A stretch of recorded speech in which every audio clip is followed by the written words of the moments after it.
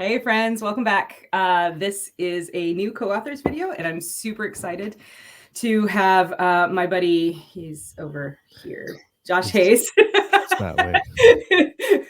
My buddy Josh Hayes is joining us. Josh is a co-author of mine, but not necessarily in the traditional sense. I don't think we've ever had a piece with both of our names on it at the same time. No. Because all of our stuff that we've done together has been like the braided story concept, which is a lot of fun, and we can talk about that too. So yeah, Josh, say hi to the people and hello. No, hey, thanks for finally having me on. I've caught the other author hangouts you've done and the other live streams, and I'm like, man, I really want to be on that show. Can I be on that show, please? Yeah, man, of course. So here's the other thing that you guys need to know about Josh. Josh is part of the reason that I'm even on YouTube, because I'm a huge fan of Josh's podcast, Keystroke Medium. Is it a podcast? I don't know. It's like grown beyond podcast at this point, right? Like it's like a thing. I mean, it's a thing, right? It's a thing, yeah. It's the phenomenon known as Keystroke. Oh yeah, that's true. And I got pillows. You have pillows? I mean, I know you have your own coffee. That's pretty baller. So, dude, that's awesome. Keystroke coffee. Yeah, that's super cool. Yeah. So Keystroke Medium is a resource, I guess. It's like a community. It's a community. Yeah, it started out as a podcast, and we do podcasts. We do live episodes on YouTube, and we have live TJ Iceberg Coffee. We have 5 shows a week ish. Sometimes the other hosts only do like every other week sometimes. Yeah. But we started it as one show, Scott, Moon, and I, and then we brought Ralph Kern on in the very beginning, and he was a co-host for a while, and now Chuck Manley is a co-host with us, and Lauren Moore, Kayleen Williams, they do the writer's journey. Dean Floyd, James S.A. Aaron, they do Under the Iceberg, and then James does Marathon Author, and Walt Robillard does Coffee and Concepts. And so all of that is considered Keystroke Medium. Which is awesome and amazing, because that's what I talk about all the time is kind of my goal with this channel, is to create that community of, fans and friends and people who are engaged and interested in me and my work and in each other and stuff like that. So so thanks for being my inspiration. Hey, you're welcome.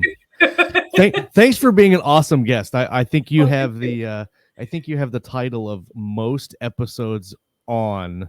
It's because I'm constantly being like, Josh, can I come on the show? Yeah. Please, I miss you. Yeah. It's like the neighbor from down the street that just comes and rings the doorbell like at random times. We're all eating dinner and you're like, hey, can we hang out? And you're like, yeah, sure, come on.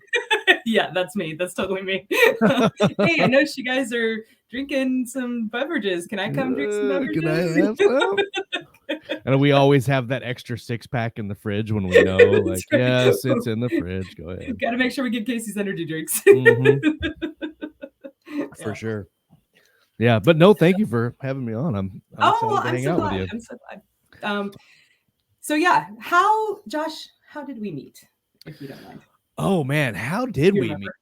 I'm trying to think the first interaction we had. I mean, it had to have been a Chris Kennedy thing. Yeah. But I don't remember why we decided. I mean, we'd had you on before for the Depic stories with Marissa Wolf. And I think you had come on the show. You know what? I'm just gonna Google Casey Ezell Keystroke Medium. I want to say that at one point I reached out. Maybe this was already after I'd already done an episode of Keystroke, but I want to say at one point I reached out to Chris and was like, "Hey, I think I want to do some podcasts for this launch. Can you give me any tips?" And I know he spoke highly of you guys, but I don't know if that was before or after I did the first one with you. Well, there was one back in 2019 where you came on the show, but I think there was one before that too. I can't remember. I remember I've just always been there. yeah, it's like materialized out of the ether. Like Did you see WandaVision? I'm like the Agnes character. Oh yeah, I've been there But all hopefully along. not evil. That's right. It's funny because I can't, now that I'm thinking about it, I can't think of a single incident where I can say, oh yeah, that's where I first met Casey. Yeah. But I remember getting into one of the anthologies with you, the first the We Dare anthology, the first one. Oh yeah. And that's the one we decided to collab with Cary and Gage on. Yeah. But man, I can't remember before that. I can't remember now. Yeah. I think it might have been, you know what? It was probably the first Four Horsemen anthology because you and Scott both had stories in that. And then I had a story in that as well. So it might have been related to that. So, yeah. Oh, yeah. Because back in January of 2019, you and Chris came on for managing and creating anthologies. So maybe that's the first one. I know I was on before that. Yeah, I can't remember now. Because I was here, or I was about to move here. Anyway, whatever. We've known each other for a long time. It's been a while. It's been a while. We're getting old, dude. What's up with that? Dude, it's true. I can't remember who I was talking. I think I was talking to Richard Fox the other day, and he made some joke, and he said something about the Ukraine, and I said, yeah, I thought about going and signing up on their Foreign Legion for about 3.5 seconds, and then I rolled out of bed and sprained a hip, and he was like, yeah, no joke, dude. I reached up for a book off the shelf and I couldn't move my arm for a week, and I'm like, man, we're getting old. We're getting old. No, legitimately, I sat down yesterday and my knee was like, nope. Well, how does that happen? I don't know. I was literally just sitting down. Like I wasn't doing anything extraordinary. It's some bullshit. I'll just be frank. It's ridiculous when you sit down in your writing chair and you've got a heating pad that you just automatically turn on. And I'm like, what am I, Grandpa Christmas or something? But man, it feels so good on my lower back that I'm just like, turn it on. It's got to be on. Yeah. Yeah, that's this morning for my workout. I was like, I'm not doing anything super strenuous. I'm just going to do yoga because I was just like creaky and stiff. And I fell asleep during yoga. I love yoga. We were doing yoga for first responders when I was still on the police department. And you could go there on duty as long as, you could manage or whatever. You could go on duty and do yoga. And it was at the end of the day. And I can't remember what we're doing. It was like some kind of centering thing. We had done some poses, we had done some stretches, and we were just kind of doing this laying, being still, like working on breathing and stuff like that. Yeah. And we had those bricks that you can use if you can't So I had 2 of those bricks beside me, and I'm laying on my back and I'm practicing my breathing. And the next thing I know, my hand twitches and knocks over the brick, and the brick goes and wakes me up. And I joke like that, and everybody in the class looks over, and I'm like, I'm good. Yeah, whatever. Yeah, keep going. It's fine. Yeah. No, sorry, guys. Sorry. Oh man. So we have some other stuff in common too, right? Like you are a Air Force veteran. That is true. As I am soon to be. Oh, it's a great feeling. Although I kick myself every year, and this year, more importantly, because this year would have been my 20th year. Oh yeah. From and it's crazy. I did 6 and got out. I was enlisted. I was security forces for 6 years, which I lovingly refer to as security services because we clean a lot and we do a lot of like redundant. We're like the army of the Air Force. So like we're like the grunts. I remember when I signed up for the Air Force and I took the ASFAB, and I can't remember what my score was, but it was pretty high. Yeah. And I'm not saying that to pat my back, but it's pretty high. It illustrates my story because the recruiter was like, all right, it looks like, and he's going over this list, you can do everything except nuclear biochemist. And I go, fantastic. I want to be a cop. And he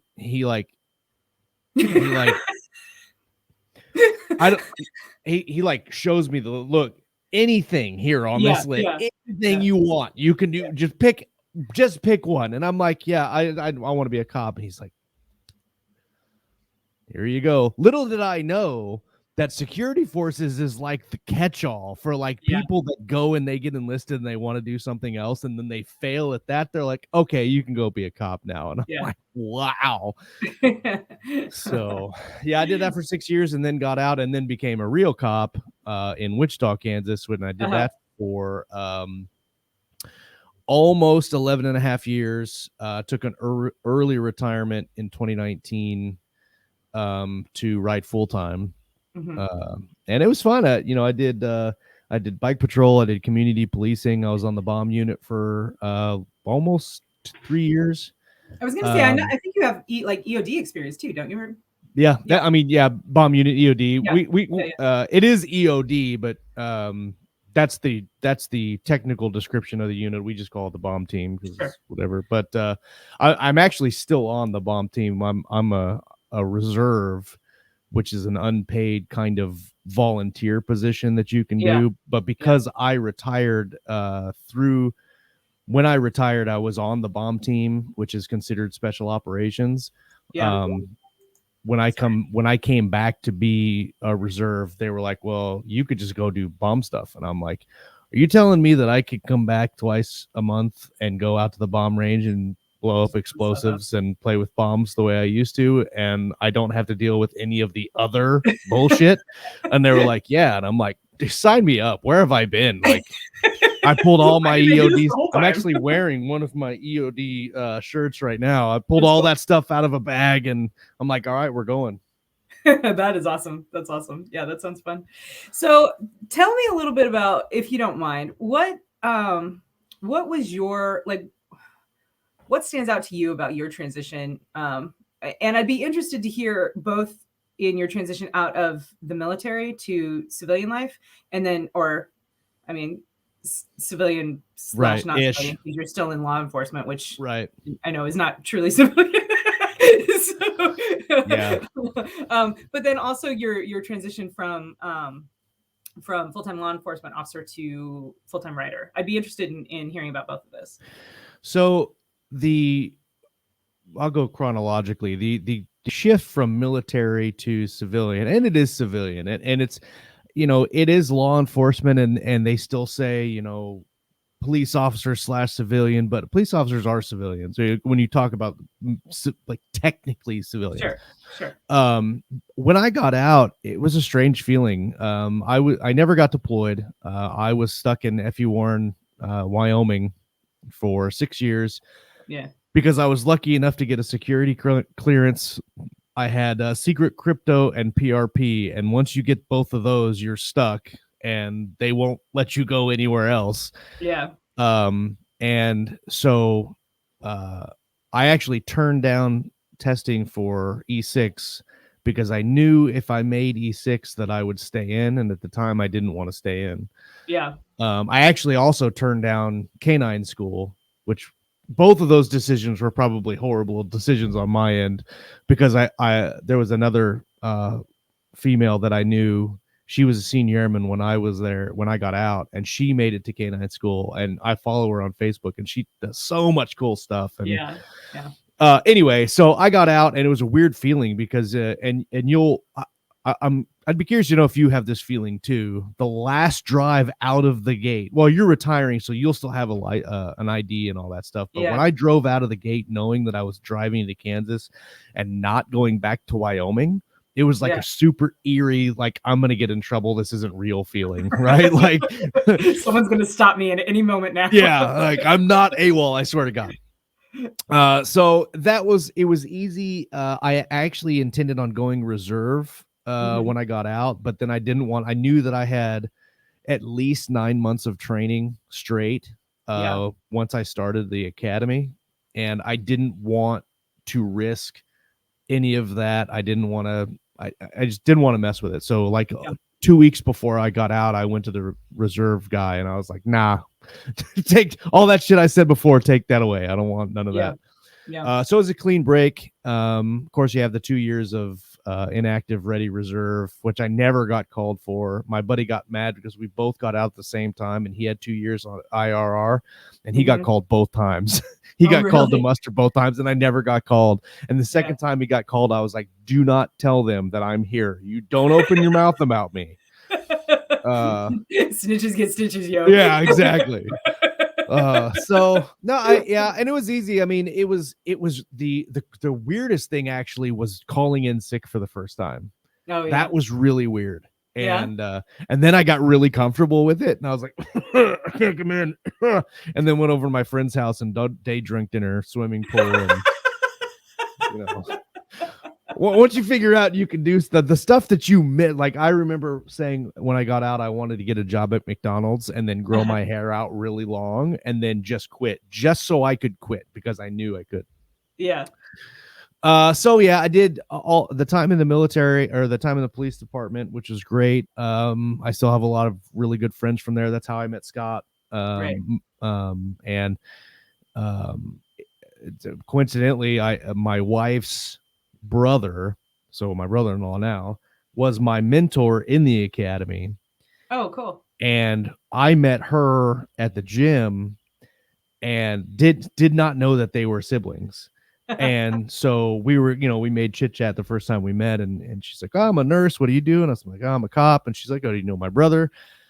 And I'm like, well, it's funny that you mentioned that because I play poker with him every Sunday night. And I'm really glad that I was not talking shit at the poker game about this hot chick that I saw at the gym that I wanted to, you know what I mean? Like, whoo, dodged a bullet there. But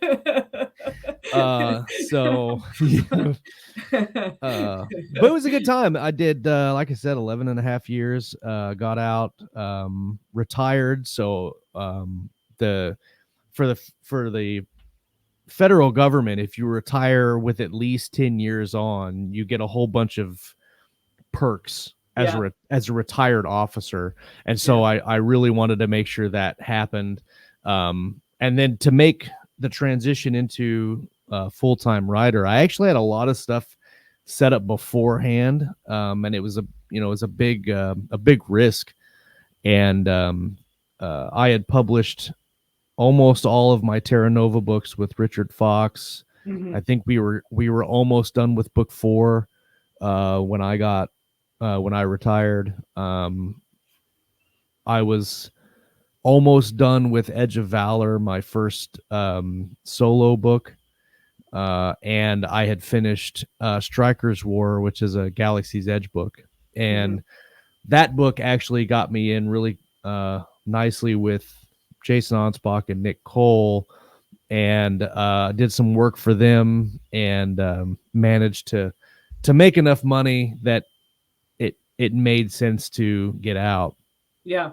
And very quickly, and we've talked about your preparations for going full time and your plan, and I had a plan, and that plan worked very well for 6 months, and then we lost our daycare, and COVID hit. And I went from full-time author, part-time dad to part-time author, full-time dad really quickly. Yeah. And that's kind of where I've been hovering at. Yeah. But it was one of the things I'll say about going full-time is, in my mind, I was like, I am going to have so much more time to work that my production is going to go through the roof, and I'm going to write like 10,000 word days. And I remember very distinctly in February when I retired, I wrote 95,000 words. In March, I wrote like 85,000, and it kind of kept that average for the first 5 or 6 months. And after COVID and all that other stuff, I have never been able to get back there. And go ahead. You look like you had a question. No, that's very interesting to me because I had a similar conversation with Chris Kennedy.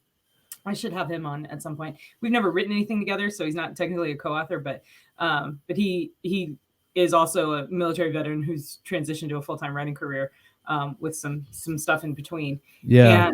And he said something similar, that like, your production can increase, but it's very easy to burn yourself out. And then of course, when you factor in external factors like, a pandemic, and all of a sudden you have no childcare, so you've got to take care of your children, Right. which is hats off to people who can actually make it work while, like, either whether it's writing or some other career, while they have young children at home, because holy smokes. Yeah. Well, and it's crazy. It's, you think that, oh, it's fine. But then you've got to get juice, and then you've got to change the channel. And then my office is in the north side of the house in the basement. The kids' bathroom is on the south side of the house on the first floor. Uh-huh. And so my 5-year-old, out of nowhere, I'll hear his feet go like this, and then I'll hear, I pooped it out, like really loud, and I've got to run upstairs, and oh my God, but it's stuff like that, like all day long, that you're like, come on, man. I was in the middle of a piece of beautiful prose. Oh yeah. And then it takes you, it pulls you out, and then you've got to get back in. So I dealt with a whole bunch of depression over the last 2020 and 2021 were horrible years, author years. The years themselves were okay.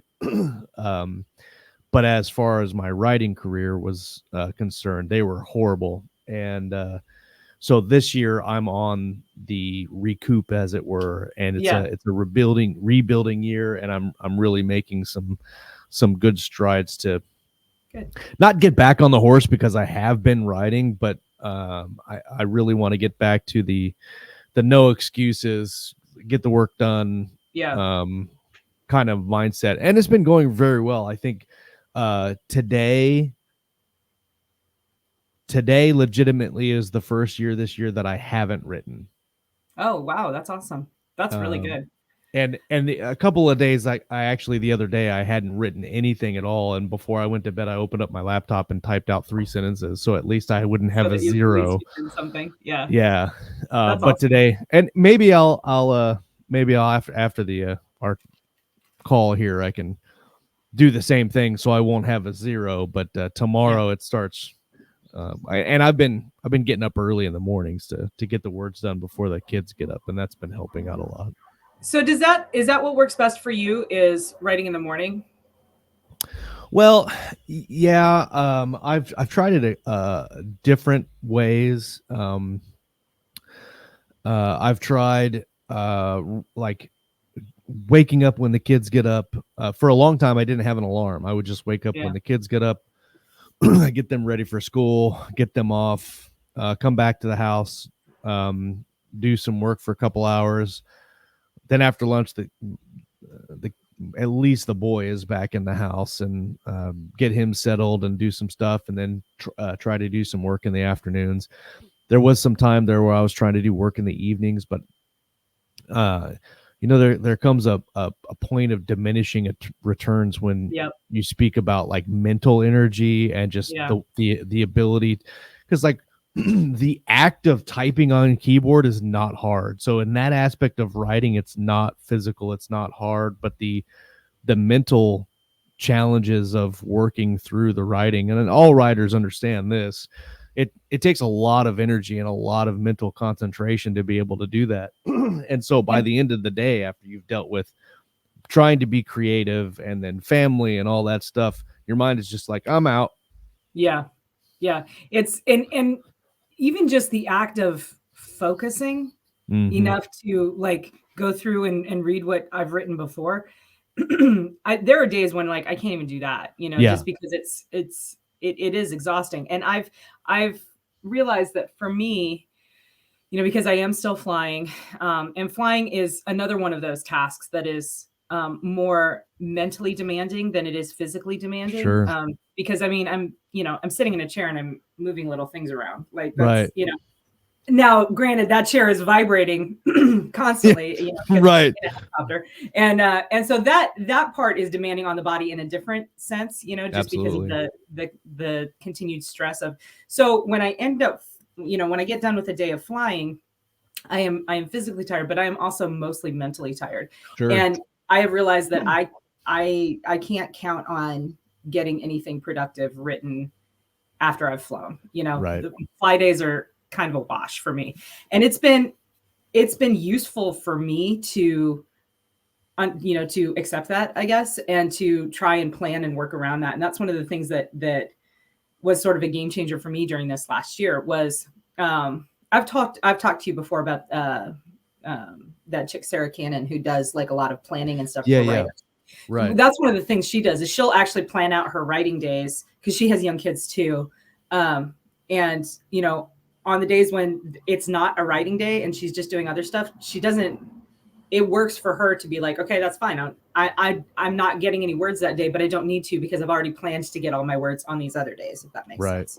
So that's what works for me. But I think it's awesome that you're able to have this streak going of positive momentum. Because I think, and I'm really glad that you brought up sort of like the mental health aspect of it. I feel like as writers, both as writers and as people, making transitions in our lives or have made transitions in our lives, I think we don't talk about that nearly enough. You know what I mean? But it does seem like something that everybody deals with at one point or another.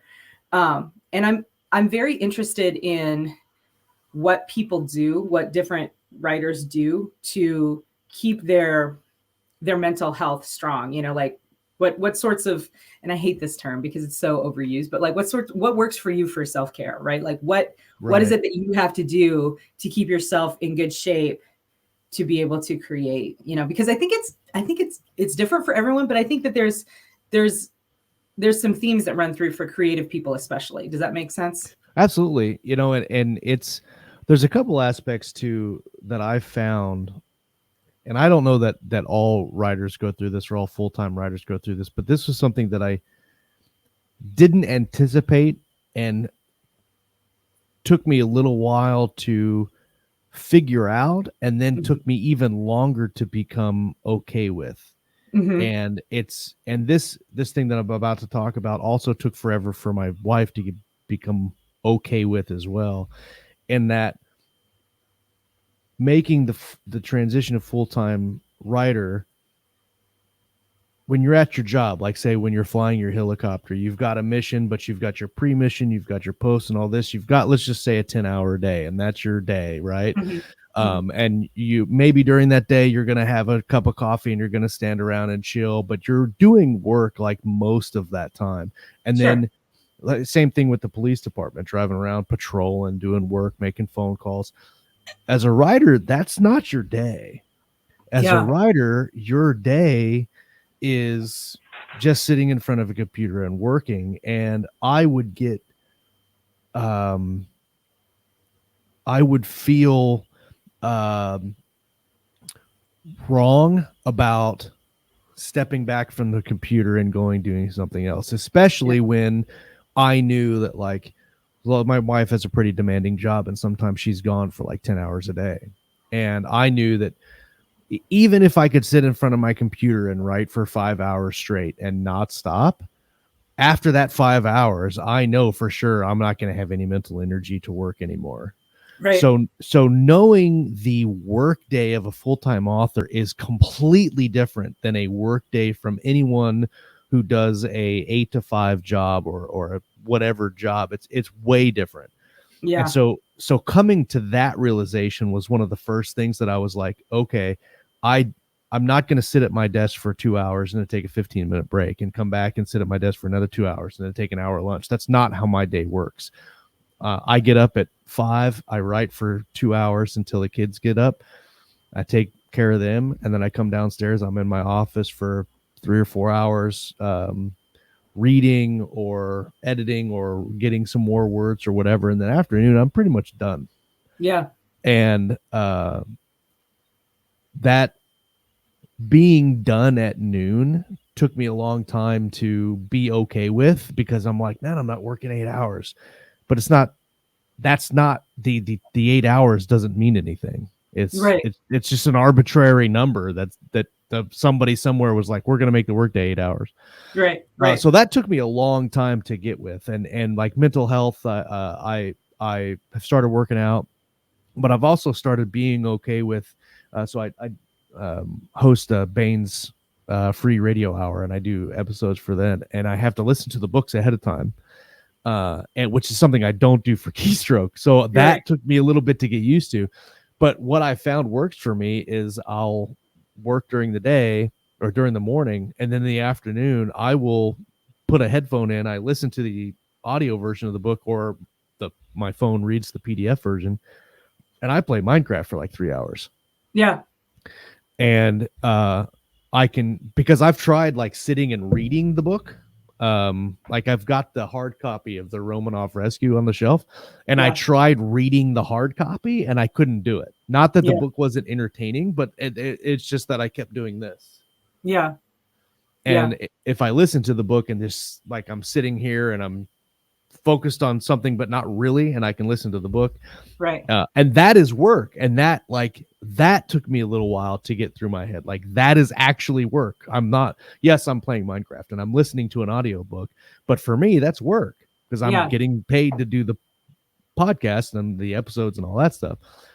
So it's an interesting dynamic to wrap your head around moving into the full-time author space. It's a creative space, and being creative is a much different thing than having a job where somebody's telling you to do A, B, and C. Mm-hmm. And so that being said, understanding that helped my mental health immensely over the last couple of months. And like I said, I was dealing with a lot of depression the last couple of years, mostly because of project I was working on, but also I was trying to get into a good headspace for it. And now I'm there, and I'm enjoying it again. I'm getting words again.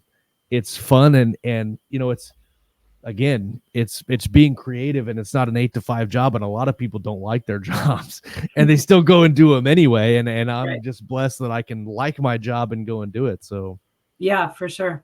I don't know if that answers the question. No, it really does. It really does. Like I said, Chris Kennedy told me something similar. So what I'm doing right now is, and I've talked about this on my channel before, I'm actually in the midst of my an internship, a SkillBridge internship. Oh, right. Yeah.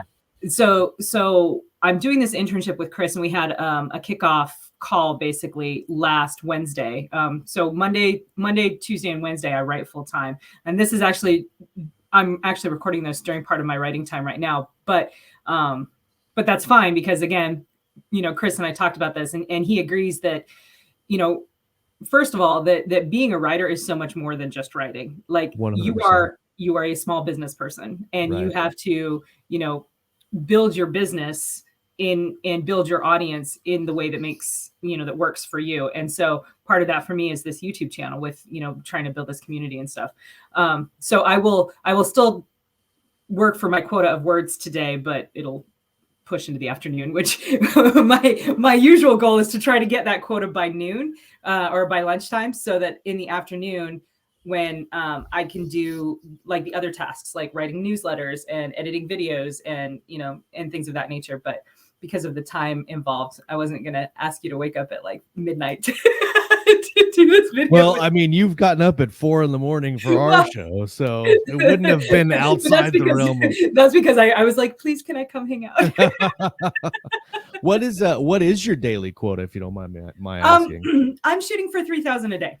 That's which good. is not a lot, but it's a lot when you put it all together. It's a solid number. I was really pleased last week. Last week I actually ended up with 11,000 words over 3 days, which I'm not expecting to match that this week, because one of the things is I noticed for my own rhythm, when I'm finishing a story, I get a ton of words because I'm like, yes, like I'm in that rush. It's almost there. I'm, this is the exciting part. And I was finishing up a story for Marisa Wolf's Hit World Valkyries anthology that I had promised her. And I loved the story. It was a very fun story. It's sort of a best friend theme story, which was a lot of fun to write, considering that Marisa really is one of my best friends. Yeah. So like on Monday, I ended up with like over 5,000 words just because I was that's awesome. in that rush of finishing a story. Yeah. But then on Tuesday, I started my project with Chris, that is the Skill Bridge project. So I wrote word 1 on Tuesday, and I met my quota for both of those days. So Fantastic. yeah, so it was good, and I'm looking forward to trying to continue, with that sort of paradigm. But like you said, ideally, I get my words done and then I go have lunch, because once I like stop and eat, it's like a little break, and then my brain's like, okay, we're done. We're out. Yeah. So, and I don't know. I think it's from flying, because, we would fly and like we'd fly during lunchtime all the time. So I'd get done flying and I'd be starving, and I'd eat we'd debrief and then I'd eat. And then I was like, okay, now we're done for the day, Yeah, 100%. Do any cleanup tasks you have to do and then go home or whatever. Well, you say that you mentioned that 3,000 isn't a lot. Like I shoot for 2. 2,000 is that's my golden number, and I could do 3. I have done 5 before. Yeah. But I found that like the same type of situation, right? When for whatever reason it's flowing because. Well, when I first went full time, I was doing some ghost projects, and so I had to split my days, and I was doing 2,500 words on the ghost project and then 2,500 words on my project. So I would wake up in the morning, I would do the ghost words first because I needed those ones. Yeah. And then I would stop, have lunch, and then sit down and work on mine. And that's yeah. And so, and there were completely different projects. Like the Ghost project was not a sci-fi project. It was like a modern day thriller type thing. So I didn't have to jump in between different alien technologies or anything like that. It was super like streamlined. But I also found that if you set that goal, like Scott has dealt with this a lot, where he'll have a really good day and he can knock out 5,000, 6,000 words a day, and he's like, "This is what I'm going to do until I retire. I'm going to do 5,000 words a day until I retire." And then the first day he gets 500 words, he throws him into like a deep, dark like place where you don't want to be, and that's kind of where I have been at. And so for me, that's why I set the 2,000, is because 2,000 is easy. Like if I just sit down, I shut off my phone, I focus on the computer, I can knock out 2,000 words in like 2 hours. And then I don't worry about it the rest of the day. Then that mental, it makes me want to get up at 5 a.m. when my alarm goes off and go downstairs and drink my coffee and write my words, because then I'm excited. And we have this thing on Keystroke. It's called Keystroke Rimo, where we track everybody's words. Yeah. And right now, we have, I think, like, I don't know, 20 or 30 people putting in their words. And so like total right now for the year, the group has written 1.7 million words. That's amazing. That's awesome.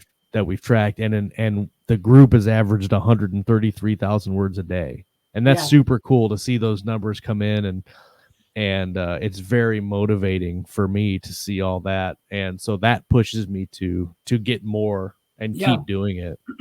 Yeah, for sure.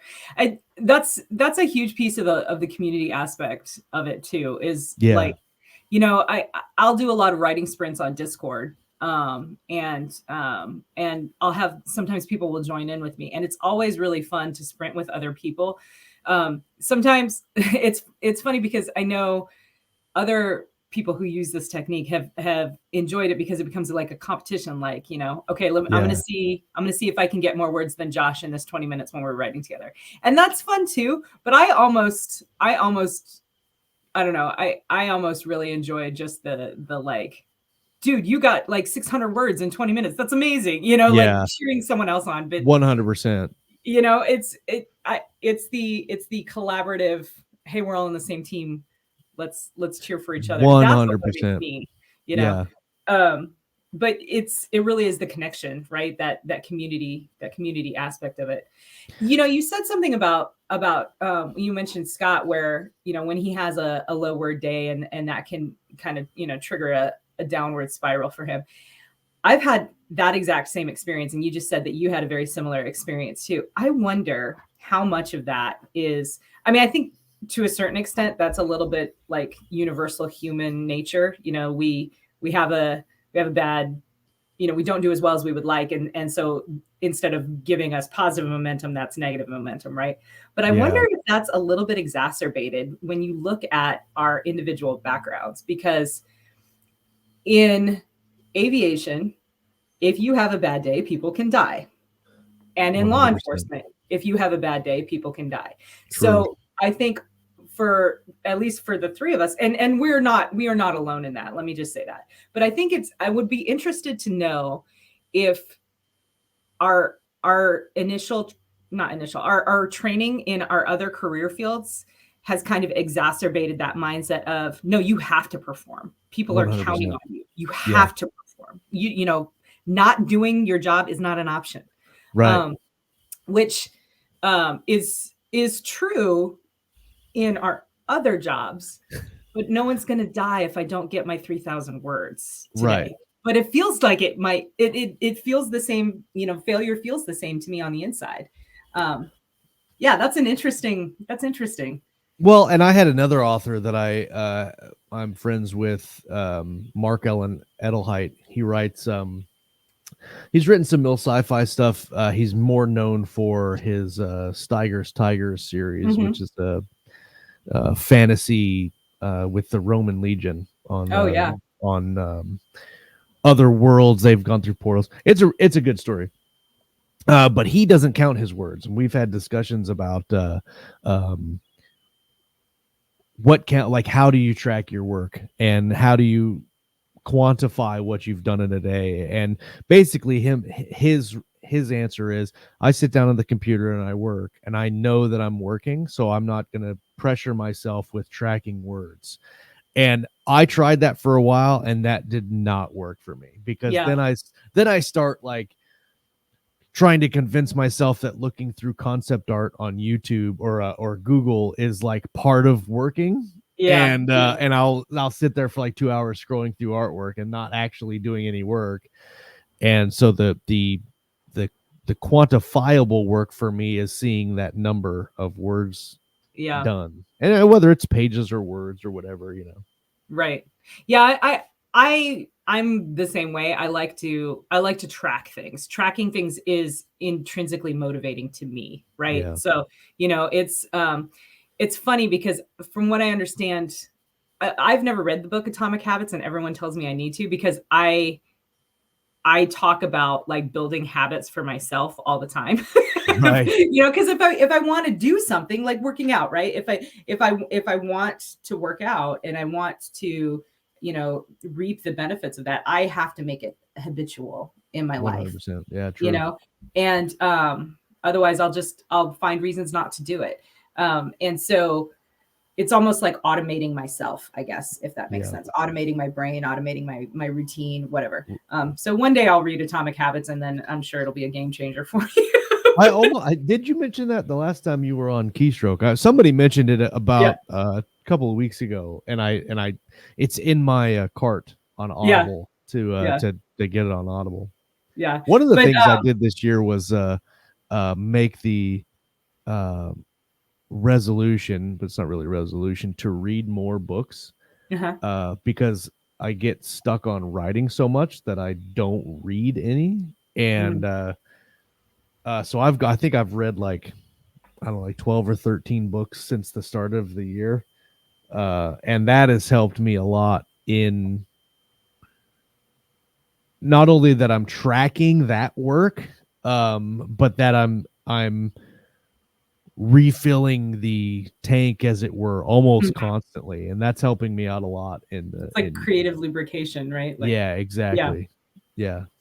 And even if it's, what's funny about that is, because I'm the same way. Like I I didn't make any sort of resolution, and I'm not really tracking the books that I've read, but I have, maybe I should, because I have been kind of trying to make a concerted effort to read more, because I've noticed that when I do feel that mental exhaustion, there's only a couple of things that I feel like I can do that sort of replenish me. One is play RPG video games, specifically Skyrim, because it's like reading a story, right? You play Skyrim. I've never played that game. Oh my gosh, dude, it's like the best game. It is my favorite game ever, period. And I'm not a huge gamer, but I love it. So and I even love it so much, like I'll watch my husband play it because it's like a movie unfolding in front of me. Oh, right. Yeah. So one of them is play Skyrim, or Cyberpunk is the other one that I play, because it's the same thing. It's an action RPG. Oh, right. And it's set in like the cyberpunk world. You played that's that one right? with the. I have not played it, but that's the one with Keanu Reeves in it. Yeah. Or that he's in it. Yeah, he's in it. He's an actor in it. It's awesome. His role's fantastic too. But anyway, I remember that game came out and there was a whole bunch of like people were getting their graphics cards fried, and like there was a whole bunch of problems with it. So I don't play on PC. I play on console. But the thing is that it was released for like the next gen, the 5th gen consoles had just started to come out, and it was really designed for those consoles, but they made a version for the 4th gen consoles. And those versions were very buggy because it was really they really couldn't handle it. When before we got the Xbox X, Xbox Series X, I would play it on the old Xbox One, and it worked okay. But I would get booted out. It would crash about once a play session. Nice. And it was okay because it auto saved like religiously very, very quickly. So I usually would only lose like at most maybe a minute or two of gameplay. But yeah, so it wasn't bad. It was just like, oh, well, this is what happens when you try to run, next gen software on last gen. Right. It's like trying to run Doom on the Nintendo. Yeah, right, exactly. And oh my gosh, when we got the new Xbox and I started up my game, I was like, oh, it looks so good.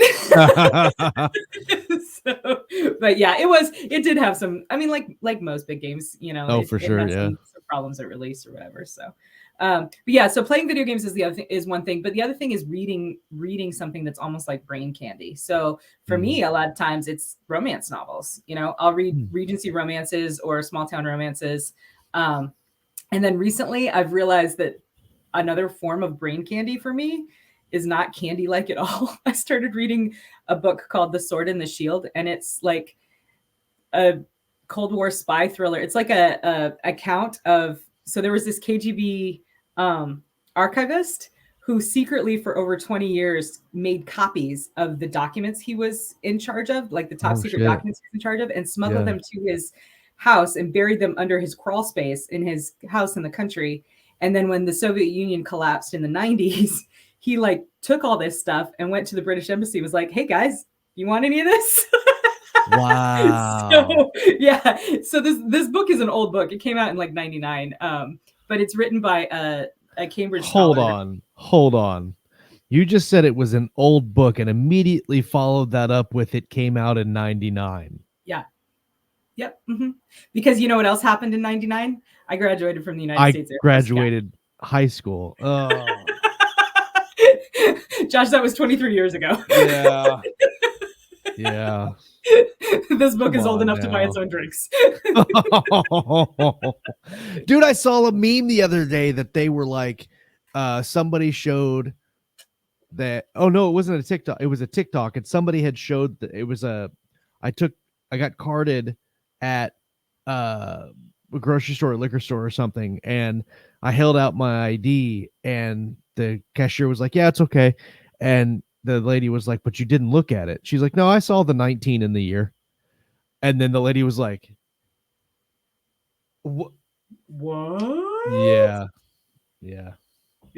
It's like driving a stake into your heart."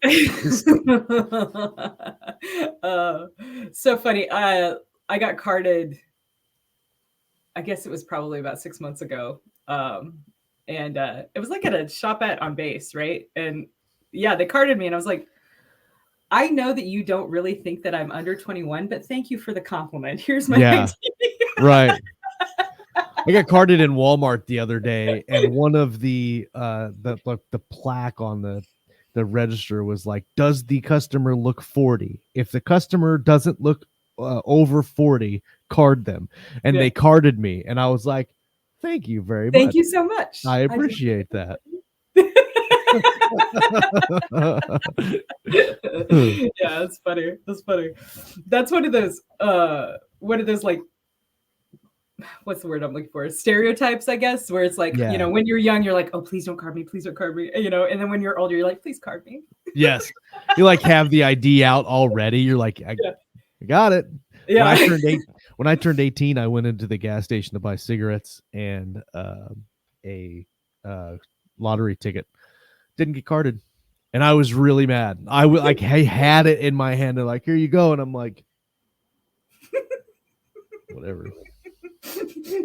I've been waiting years to do I've done this illegally for how long, and now I can do it for real. Come on. You're hurting my feelings, man. I'm gonna show you anyway. Right. No, here it is. Look at it. It's crazy. Oh, that's funny. Yeah. Did you enlist in the Air Force right after high school? Yeah, well, so yes, basically. I stopped. I didn't drop out. I guess I dropped out. I dropped out of high school when I was 17 and lived on my own for a while, lived with a couple girlfriends for a while. I worked 2 jobs for a little while, and then met who is now my ex-wife, and we decided we were going to get married, and so I finished high school and then joined the military. Oh yeah. So, it was basically right out of high school, and I had, I don't know, handful of jobs in between then, but,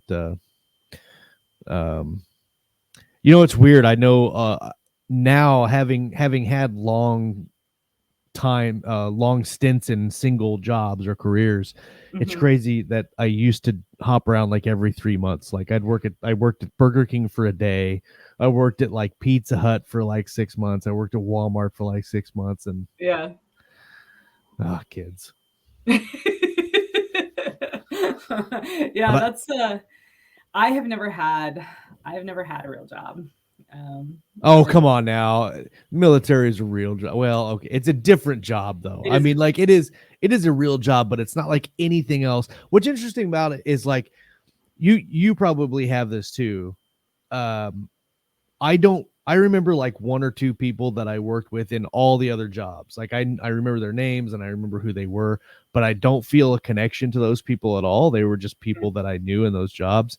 But I am still really close with the people that I was on flight with in the Air Force, and we still follow each other on Facebook, and we still talk, and we still say happy birthday to each other. And like every time like either Veterans Day rolls around or somebody posts a memory from the flight, we're like, I was there. That's me. Look at the 12-year-old me in that picture. Yeah. And, it's crazy that bond though is really something. That unfortunately a lot of people that aren't in the military don't really understand. And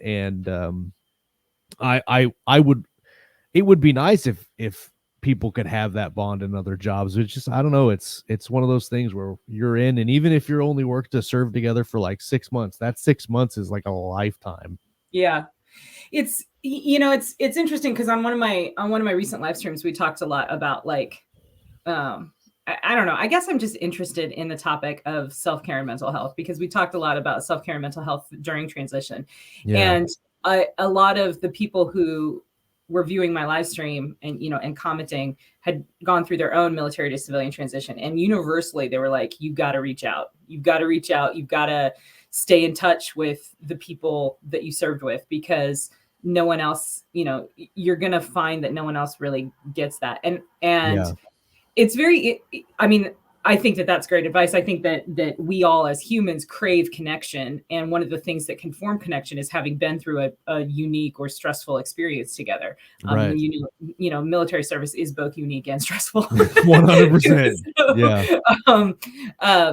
But I'm in talking to my husband about this too, like, he asking him like, what connects you to, who do you stay in touch with? And he has a couple of gaming buddies that he stays in touch with that he knew in the military. And that's how they connect, is just, through playing video games together. But then he also, like, my husband and I never like served together. We met in the military, but we didn't fly together. We weren't on the same aircraft or even in the same command.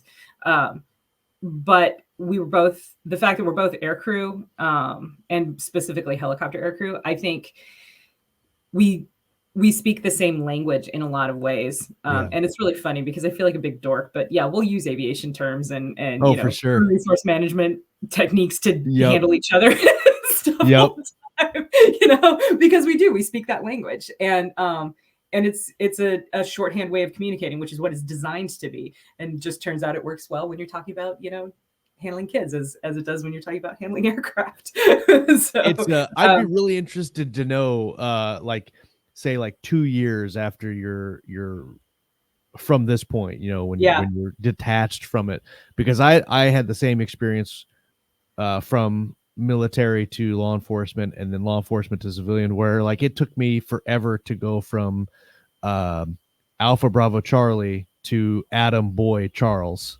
Oh, because the phonetics are different. Oh, I didn't realize they were different. For our jurisdiction, they were different. Yeah. Like some law enforcement does use the military phonetics, but ours was completely different. So it took me months to make that transition. But then everything I talked about was in police code. So like I would talk to my friends, all of my friends are cops. And so we would just talk in code all the time. And it's like people that were around us were like 1022, go over here. Yeah. 10-4, blah, blah, blah. And no, everybody would just look at us like when we knew, like, we wouldn't know what you're talking about. And so my wife would ask me some stuff, or I'd like, hey, do you know where this is? I'm like, 1022. And she was like, what is that? What is 1022? And I'm like, it's disregard. It's disregard. Don't worry about it. But we would do that. It's like, I'm 1022, or I'm 10-7, or I'm 10-8. And those acronyms have kind of fallen off. I still say Roger all the time. I'll say Roger that or something like that. But now I'll say 1022 as a joke. Or if I'm talking to Scott, then I kind of revert back. But I've lost the automatic police military lingo to questions over the last couple of years, and now I'm funny. Just like chill. You're one of a handful of friends of mine who are in law enforcement. Griff Barber, obviously. Oh yeah. I think we've been on your show before too, together for. Second Chance Angle. Yeah. But anyway, Griff, when Griff and I first started becoming friends, he mentioned the police codes, and I was like, all right, so I have a question for you. Like, I know that the purpose of these is for like radio brevity and clarity and stuff. And I was like, does everything have a code? And he was like, yeah, pretty much. I'm like, okay, so what about like an accidental decapitation, because of a orgy gone wrong? And he was like, he thought about it and he gave me one. And I was like, are you kidding me? Wow. There's a code for that. And he's like, well, it's a code for basically you're not gonna believe this shit. Right. Yeah. I thought that was so funny that there wasn't a code specifically for accidental decapitation due to an orgy gone wrong, but there's a code for you're just gonna have to come see this. We've got a code for dead body found, which I can't remember what it is, but I know there is one. The crazy thing is like anymore though, departments and agencies are going to plain talk. Especially after 9/11 and a lot of the major incidents that happened where you have multiple agency responses. Yeah. And so it just as an example, a traffic stop in Wichita or Sedgwick County is a 1045. If you say I'm going 1045 or 45, which is the shortened version of that, the dispatcher knows you're stopping a car. And 1044 is an unoccupied vehicle, like if it's parked on the side of the road or in a parking lot or something like that. Where I work part-time in Claflin, a 1044 is a traffic stop, and that's Mm. a moving car. And so the codes are not the same.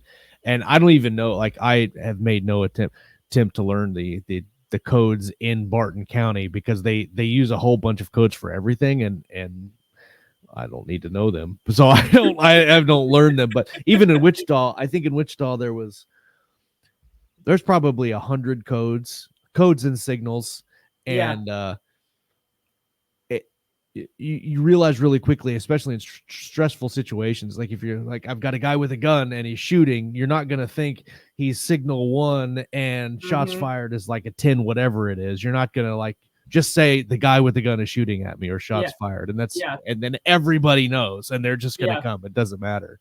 And so a lot of agencies are going to that plain talk, and in Wichita we use kind of a mix of the two, a mix of 10 codes and plain talk. So a lot of aviation brevity, we still use brevity codes a lot in aviation, particularly in the joint environment, because of high radio traffic, because there's, you got to get your ass off the radio. You don't want to be, speaking paragraphs. You just, what's the message? Get it out. But, and again, this is particularly true in the joint environment when it's not just aircraft on the line, as it were, where you're talking to ground parties and you're talking to a controlling aircraft and yada yada yada. That being said, a lot of the like aviation codes or a lot of the genesis of a lot of aviation brevity codes were during a time when voice radios were not nearly as clear or as reliable as they are today. So you would use the codes because it made it easier to understand. Right. And then when you start talking about secure radios, sometimes those are less clear than unsecured radios as well. So it's that those brevity codes become useful in that sense. But I'm interested. I would be interested to know if the same was true of police codes, that like, when radios were a little bit more primitive and a lot more staticky, if it was just easier to say 10-4 than, acknowledge or whatever, you know what I mean? Yeah, I mean, it definitely 100%. That's why. And the and I don't know the exact science, so I'm paraphrasing, but the reason it's a 10 and a number is because the sounds of those words are so distinct that even if they're not super clear, you can form in your mind. It's like pulling into context what somebody is saying only by catching part of their conversation. And like, I knew what they said, so I'm putting that together. So if you hear 4, he's probably saying 10-4, or if you hear something else. So whoever designed the 10 codes did it specifically with that in mind, knowing that those sounds, those audio sounds, can be interpreted the same from everybody, no matter who says them. And they're great. I mean, they're great. And like, I don't know how it is in the aviation world on the radio, but you mentioned you've got to say your bit and get off the air. There are definitely people who I want to tase with a taser when they get on the radio, because like, for instance, you finish a call and I'm like, hey, I'm done. I'm 1024. And that just means I'm done with the call. And then they show me 10-8. So you could say it a couple different ways. You could say, hey, I'm 1024, show me 10-8. Or you could just say, I'm 10-8. Or you could just say, I'm 1024. All of those answers are correct. Some people will say, hey, we came into the area and we didn't see nothing. I drove around and there was some guy on the corner, but he didn't fit the description of the guy that you said they were looking for. So unless the calling party maybe has a different description of some other guy that we're looking for, I don't see him around here. So I'm just going to go head back and go 10-8. In the meantime, there's another officer on the line being like, somebody is shooting at me. We're like slapping the radio, like, shut up. Yeah. There's a couple of guys that we know that as soon as they click on, we're like, dude, just shut. And they're all the radios are digital now. They used to be analog. It used to be that we could cut them off. We could click the radio and cut them off. You can't do it anymore. So you just have to get done. Wait till they're done talking. So the busiest airspace that I've ever flown in was actually not Tokyo. Tokyo is not that busy, but the busiest airspace I've flown in was Washington, D.C. Oh, Yeah, well, DC that's has. actually interesting because don't they have a no-fly zone? Mhm. Interesting. They have 3 airports and a ton of flights going in every day. Yeah. Every day.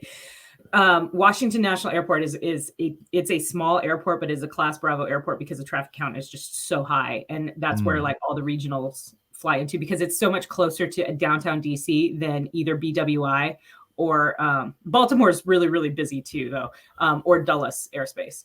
So anyway, it's very busy airspace, and their tower frequencies. So they have multiple frequencies. Because they have, one frequency to talk to like helicopter traffic that flies through there, one frequency to talk to, airliners coming from this sector and one from this sector and stuff like that. So their tower frequency is very busy, and you don't fuck around on Washington's frequency because they're just, and they'll just, you just don't.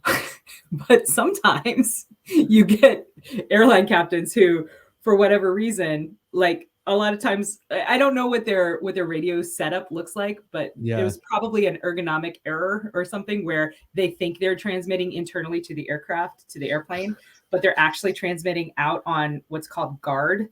GARD is a universal frequency that all aircraft, all ATC functions monitor because that's the frequency you transmit on when you have an in-flight emergency or some, something's happening.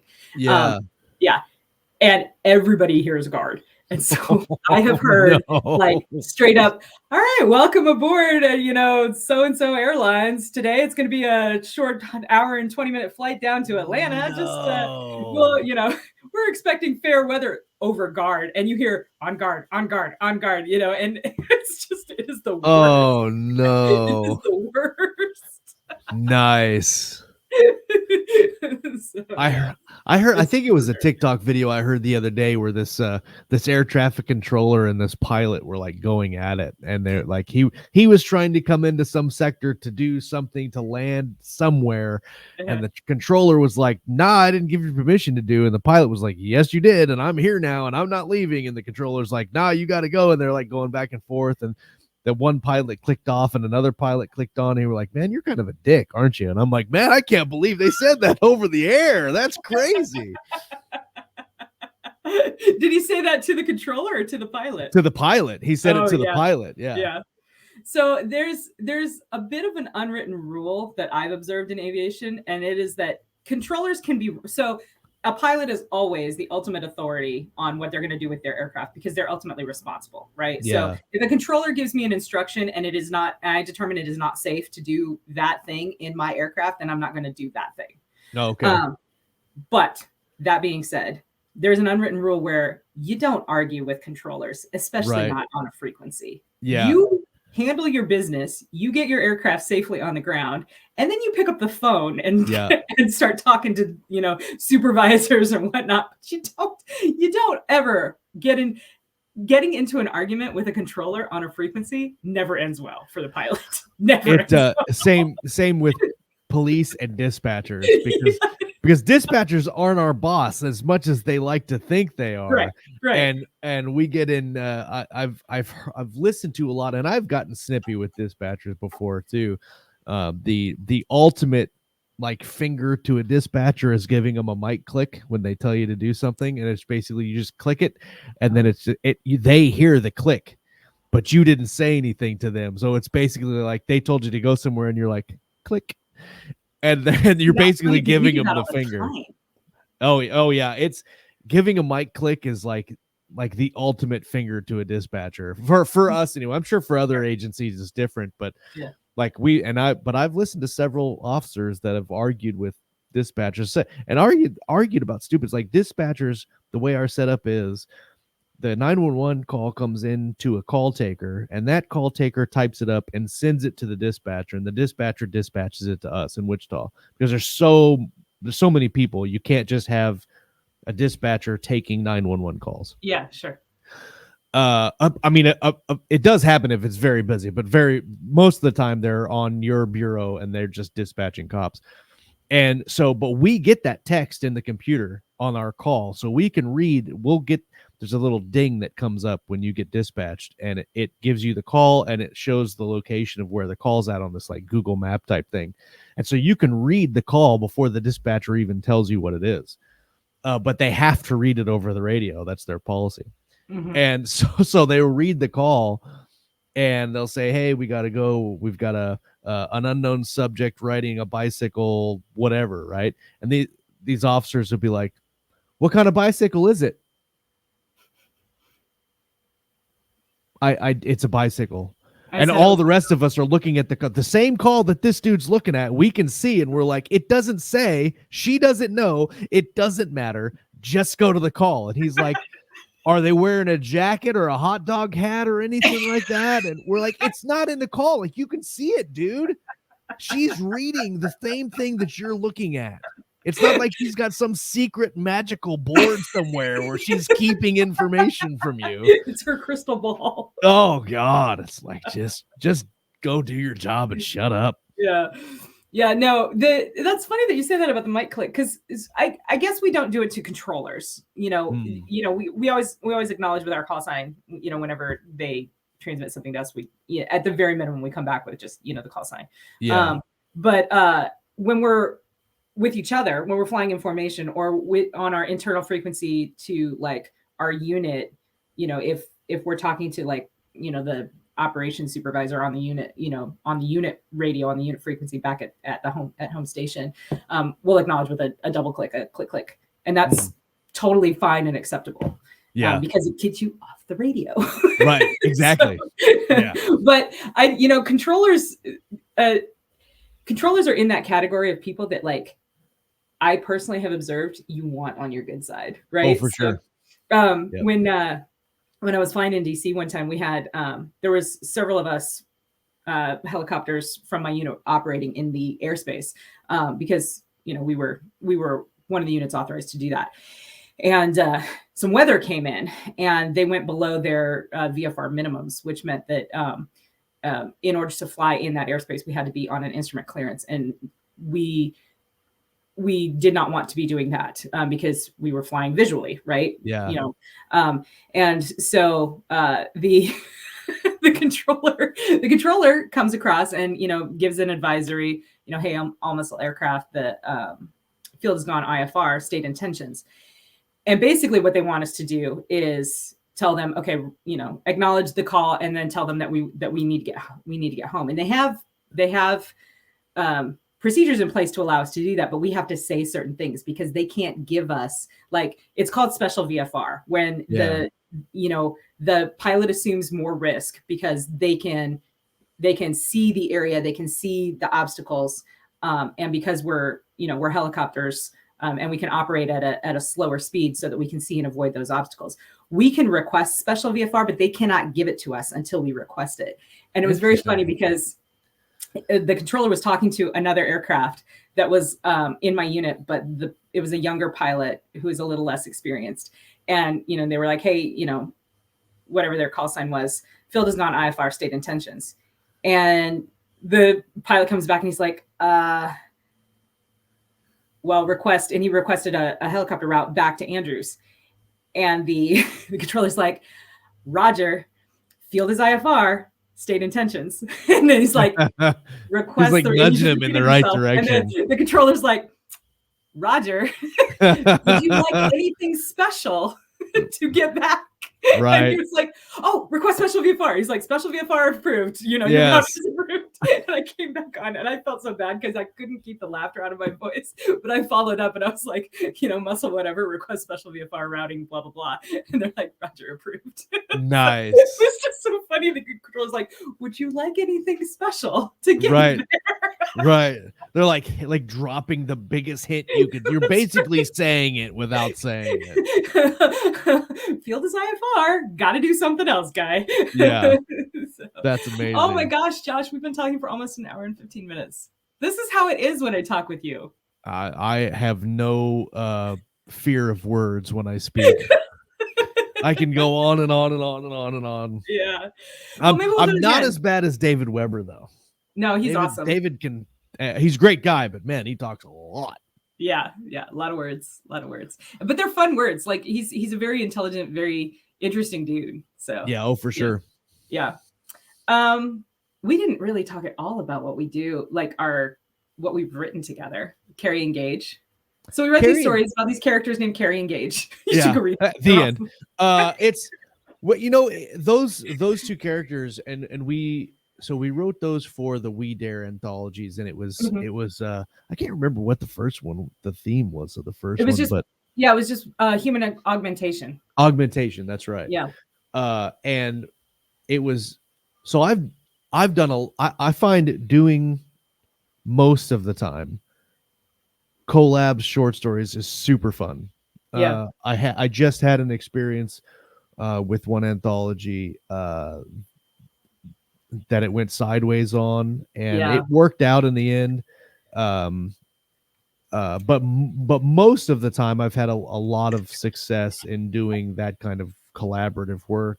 And I find that over the collabs that I have done, if I'm ever going to do another collab on a novel length project or like a trilogy project or whatever, 100% I'm not going to do that until I do a short story collab with someone. Yeah.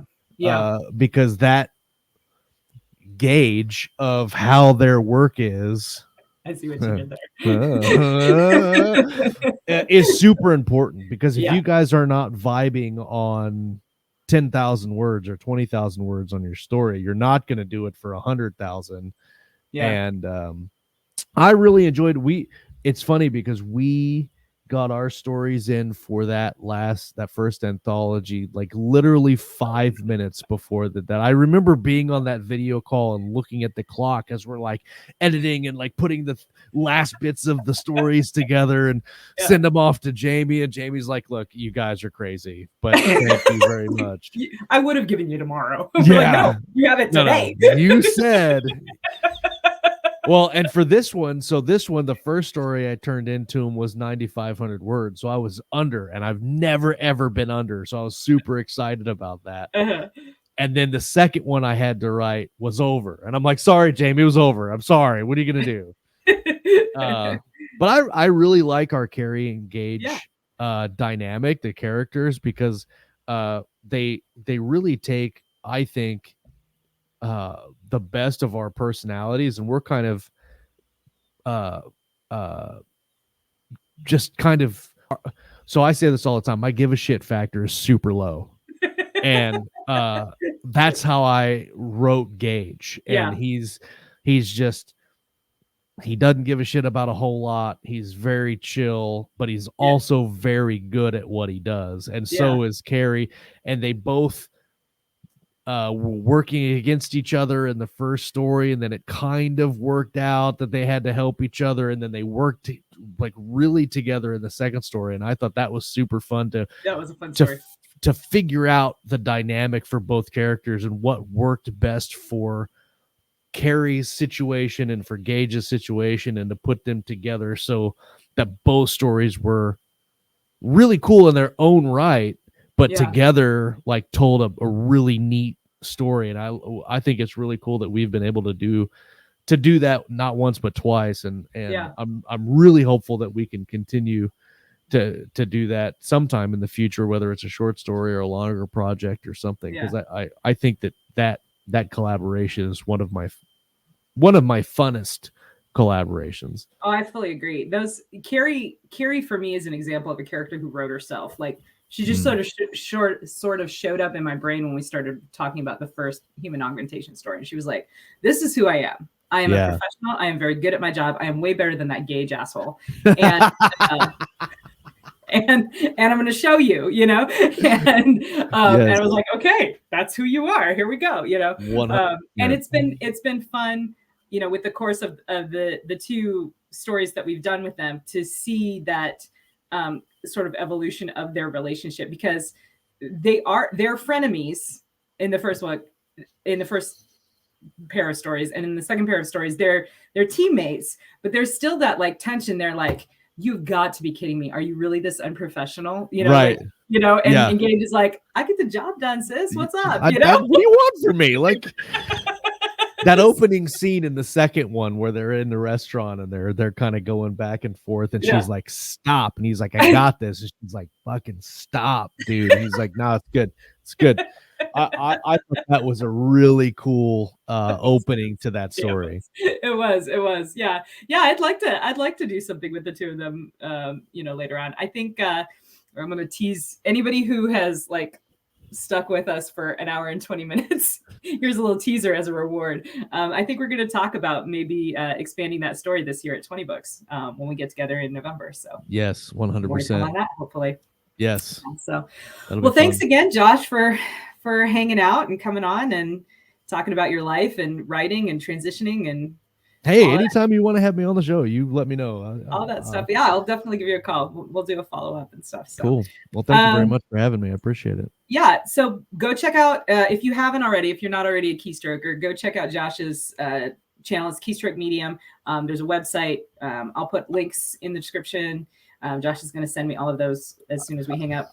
I think I got all of them already. Oh, okay, good. My website. Yeah, I had to close Messenger because it was dinging. So. Oh yes. Dreaded notifications. Yeah, that's right. But yeah, I'll put all those on this video here, and go read his books, man. Josh he's a kick-ass writer. Thank you.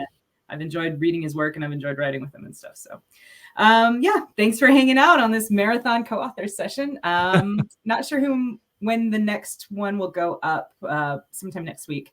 But yeah, come hang out, see who we are and what we do. Awesome. Oh, by the way, if you enjoyed this, please give us the Chuck Yeager thumbs up, because I have to make that sound every time, I've decided. Yeah. Definitely subscribe. Subscribes is the way to go, especially for Casey's channel. She's super fun to hang out with and chat, but you can definitely learn a lot if you stick with her. And I'm really eager just to watch the journey happen.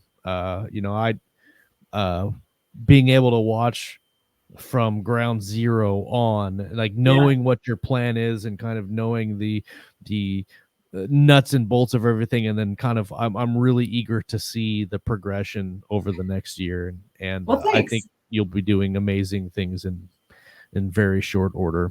I hope so. It's been fun so far. I really enjoyed really it's all about the community, right? I just want to hang out with all my friends. That's 100%. Hell yeah. So, all right, guys. Thanks again. We'll see you later.